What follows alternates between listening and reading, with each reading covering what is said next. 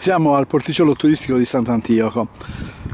La Regione recentemente ha bandito una gara di concessione per il porticciolo turistico, che è stata vinta dall'imprenditore iglesiente Ninetto De Riu. Per quanti anni? Sono 10 anni di durata della concessione demaniale.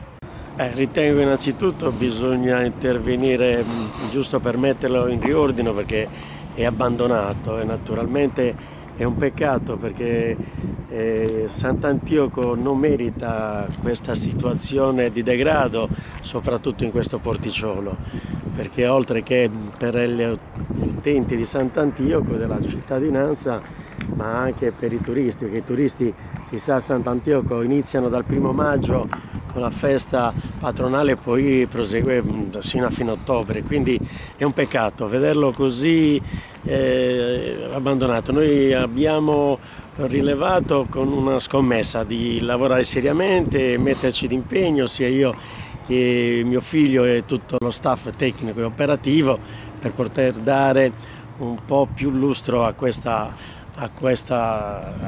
porticciolo, insomma, a questo centro, che è un peccato vederlo così abbandonato, insomma. Ecco, la concessione prevede la parte a mare per l'approdo, per l'attracco delle barche, e la parte a terra per quanto riguarda i servizi. Per anni sono stati anche ristorazione, accoglienza ed altro. Ecco, è un progetto, una scommessa anche da questo punto di vista? Sì, è ovvio che qui abbraccia sia il porticciolo e sia anche la ristorazione e il bar, perché io anni che sono sempre venuto con piacere, ed era un'attrazione di molte, oltre che della cittadinanza, anche un'attrazione per i turisti, per cui credo che vi siano tutti i presupposti per farla riprendere, per farla funzionare e renderla, ripeto, ancora più accogliente per tutti quanti. Ecco, prevede un aumento delle maestranze? È chiaro, una parte credo che la riassumeremo in virtù delle funzioni, delle attività che ognuno sa svolgere, che ha sempre svolto, perché, ripeto, non ci si può improvvisare a fare il ristoratore o il barman. Ok, io analizzerò anche personalmente queste figure che siano diciamo all'altezza di poter operare al meglio nella necessità e nella richiesta dei clienti, sia al bar, al ristorante, così pure anche per i natanti a mare, insomma.